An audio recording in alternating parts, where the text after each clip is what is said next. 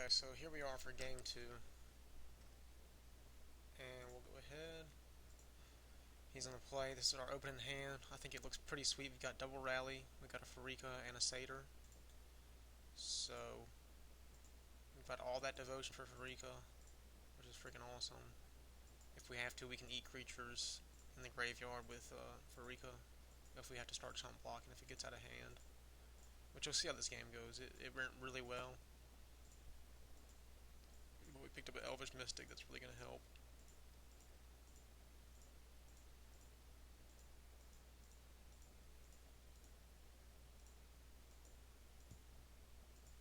So we've already got Rally. We've got Rally, got Ascendancy. That's all you need. Go ahead and play the first Ascendancy. Attack with the Mystic.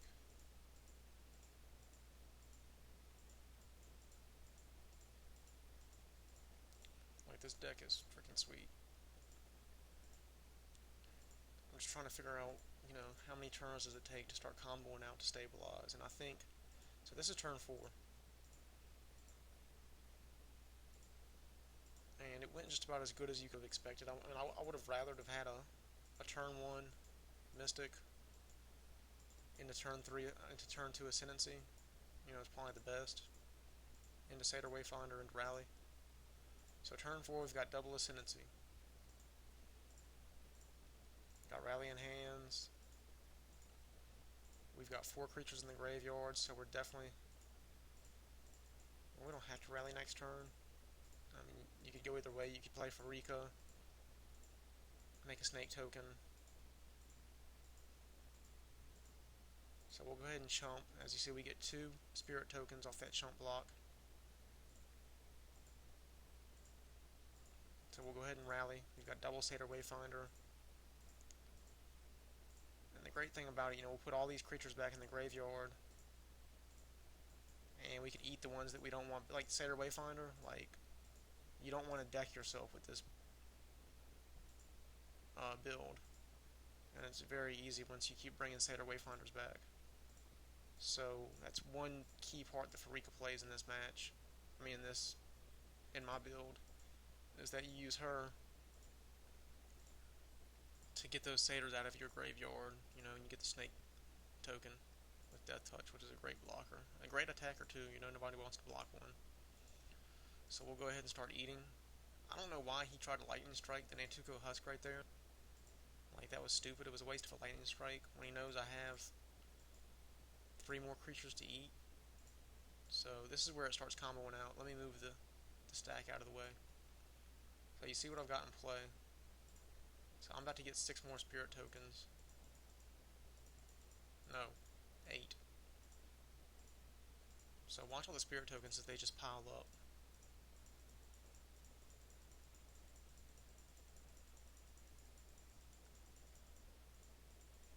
I had enough to kill him, but I messed up, and I forgot that...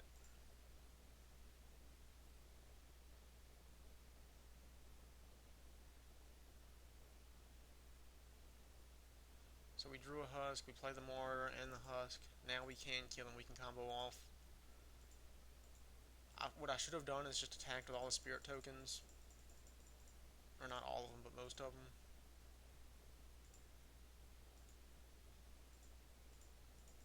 Because I pumped the Husk, and he just sat back and waited for me to pass priority. So what I should have done was pump a little bit and then pass.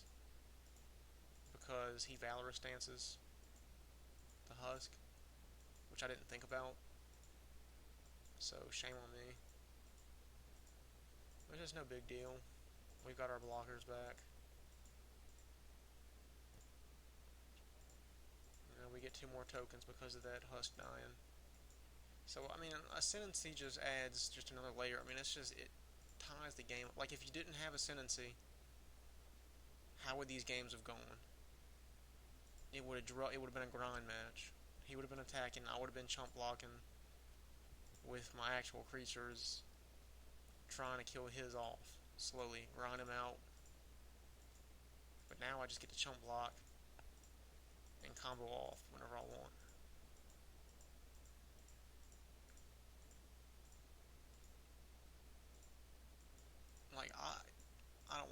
spirit tokens, you can make long game.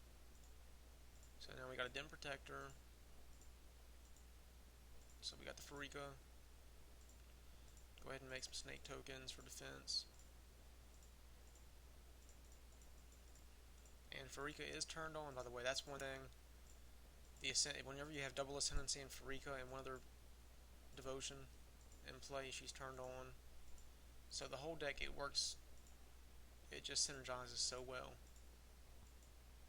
Go ahead and play the Merciless Executioner and get rid of that Goblin token. I was thinking I could have played it post-combat, because he would have chumped with the Goblin token probably on the Farika. But it's all the same. So we'll attack with the Flyers and Farika. That'll be 8 damage.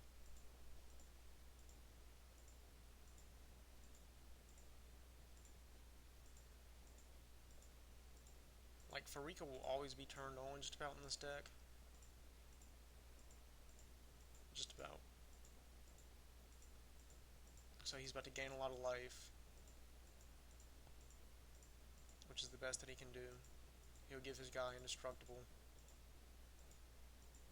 He'll gain 11 life, go back to 20. We get 2 tokens. There's Collected Company. So this is interesting. And it actually hit good for the point where we're at. So Collected Company, we get 2 Erishan Clerics. Gain 6 life. You know, I brought them in from the sideboard because he is an aggro deck. If we just draw funky, stuff can happen. So we'll play the Dim Protector, flip it, get Collected Company back, attack with everything, leave the 2 clerics back because he can't kill us, and he's at 4 life.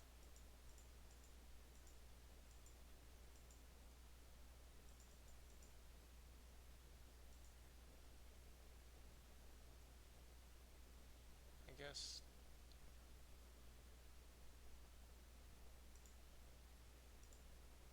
he conceded at that point. The game thing messed up, but yeah, you see where we're at. I got a board full of stuff, and he's at 4 life. So, Rally Ascendancy. I think it's way better than just Rally.